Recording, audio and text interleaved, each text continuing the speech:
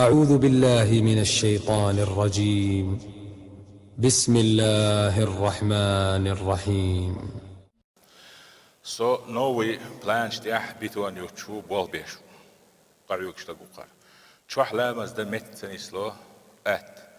Arah shil khilcha kog ahmad shol lamas da meg ol shkhaziesun imig shunduiti. Lamas match kog khalar megshtu match eniela. Paymar sallallahu alayhi wa sallam paymar ashab shdut kog ahmad shol lamas diash gurshain kog ahmad yoch lamas diash gurshain. Yuga ser mezgsh haram arah lamas diashu.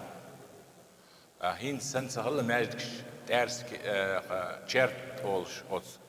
Hoe is yerzach hine shol chert. Itos yet ulgstanis to osti alamas diash istashla.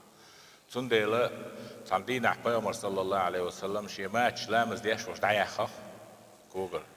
So lamas diash koger match dayosh massa shay nish qisin dayah.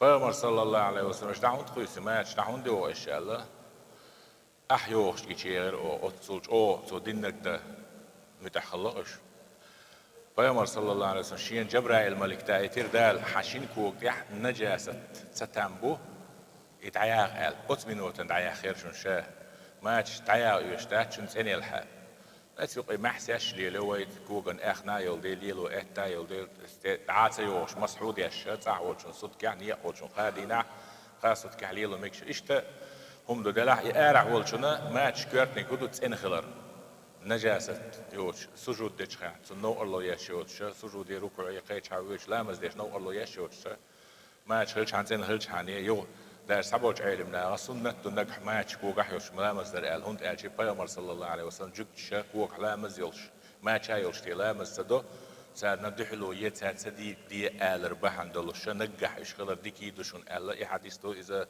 سني دو ساعات تنديلا ماج شو كوش تولو تعرض شان قير كوي نو يتنديل هو زمان ماج شو مول بو ماتش قط تورس عت إنياتا أما لامس مش كوج حيرالله مش نجاسة تحسين خلش عن قيل نور وياه